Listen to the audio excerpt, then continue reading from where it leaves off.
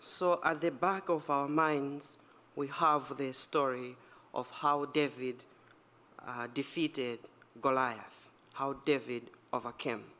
So I want us to have that in the back of our minds. And so we draw one stone a day. And what stone are we throwing today? What stone are we throwing today? Fasting. Yes, stone one is fasting. So fasting is a weapon against any Goliath we may have. That's why it is stone one.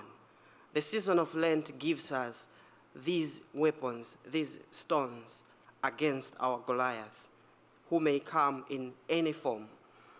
And so fasting is one such a stone that we find richly in the season of Lent and in the practice and tradition of our faith. In fact, all the 5 stones are given to us in the practice of our faith, in the deposit of our faith. But most importantly, in this season of Lent, we want to draw closer and closer to these stones so we can throw one by one each time we encounter our Goliath. The very fact with fasting, the very fact that we can control our eating habits, our speaking habits, our tendencies, and all pleasures, all kind of pleasures, the fact that we can control these things is already a stone that we can throw against our Goliath. Because self-control is mastery. Self-control is already victory. The devil is not happy when we, even for a few seconds, are able to control ourselves. And fasting is that discipline of Lent where we control our habits, our tendencies, and the pleasures that we oftentimes enjoy.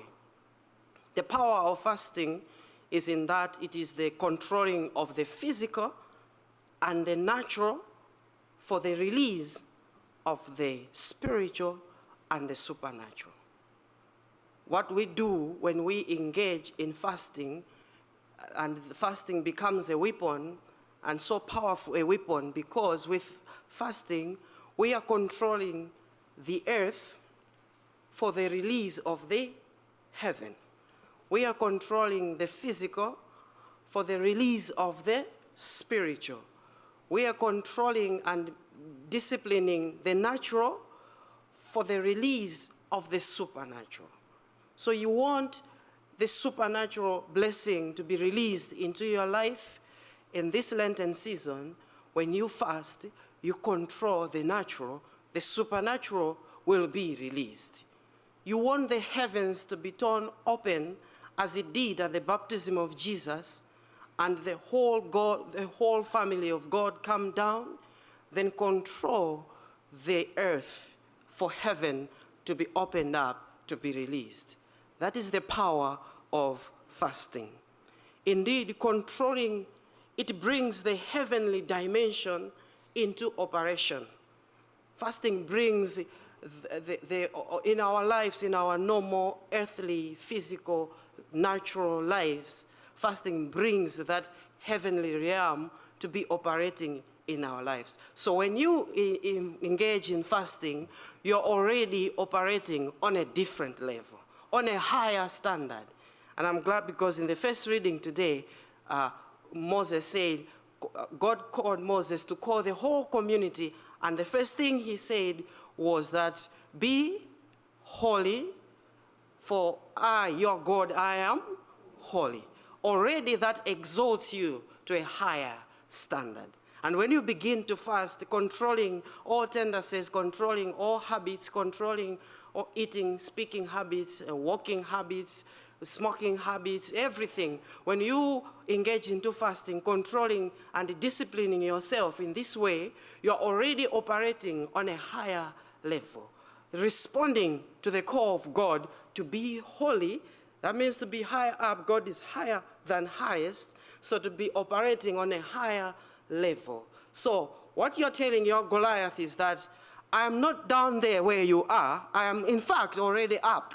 I am already operating on a higher standard. That's why I am able to control myself, to control the things that maybe I love to do. So that's the message in the first place to our Goliath, is that I am already operating from a heavenly realm, because I am controlling the earth so that the heaven could operate in me. That's what fasting means, and that's what the power of fasting means. It is minimizing the physical, the natural, and the earth so that you can maximize the heaven, the spiritual, and the supernatural. That is what we are doing when we engage into fasting. We are minimizing the natural, minimizing the physical, minimizing the earth so that we can maximize the potential, we can maximize the heavenly blessing, we can maximize the heavenly grace, we can maximize the supernatural favor, we can maximize the supernatural breakthrough and healing and strength.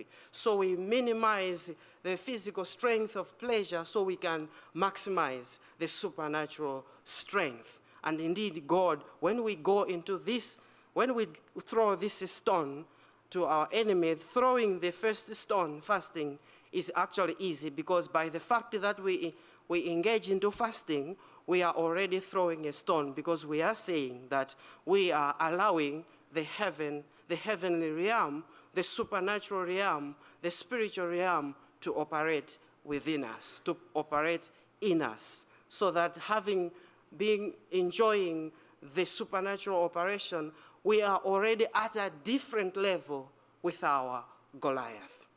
We are already at a different level. We are already running on a different pace with our Goliath. So we have already defeated, once we made that decision from Ash Wednesday that I am going to engage into fasting on a serious note with determination, we have already overcome. We have already starting to throw this stone one. Fasting breaks Goliath's strongholds. If you read 2 Timothy chapter 2 from verse 3 to 5, you will understand that through fasting, certain dominations, certain bondages are broken, certain strongholds are broken.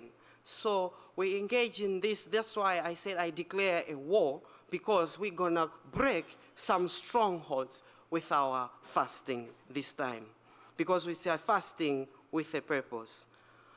Usually our Goliath attacks us where we appear the most, where we hang out the most, where we lime the most, even if it is a pavement lime. Our Goliath attacks where we are found the most. So if we engage into fasting, it means we are minimizing where we do hang out most often. For example, we are fasting from spending too much time on Facebook, and yeah, some are not responding very strongly, because not yet.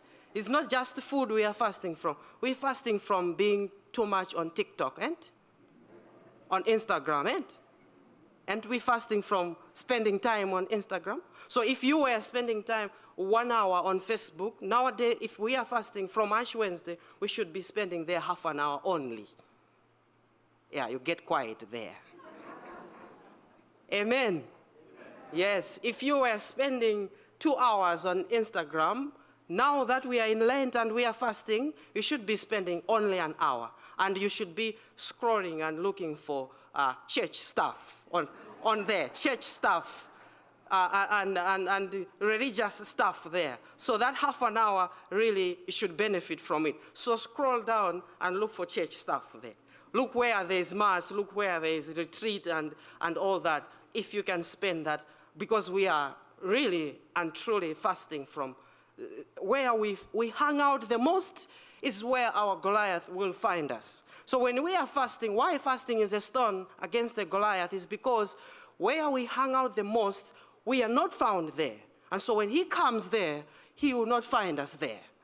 So if he knows that on TikTok is where I hang out the most, he will come there. And when I'm fasting, I'm not spending much time there. I'm not hanging out. I'm not liming on TikTok so much there. So he will not find me there. So if I have been on Facebook and hanging out for most of the times, and I'm like, I go there to create reels. Some people make a determination, what reels I should create today, short videos. And then they make, and they're like,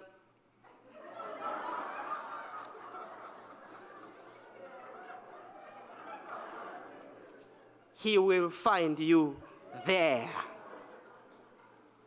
So if you are fasting, you're not doing this. If he goes there, will he find you there? That's why fasting is such a stone to throw.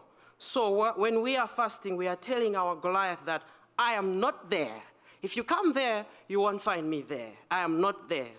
You look for me at the pavement line, maybe where I'm found most often, I'm not there.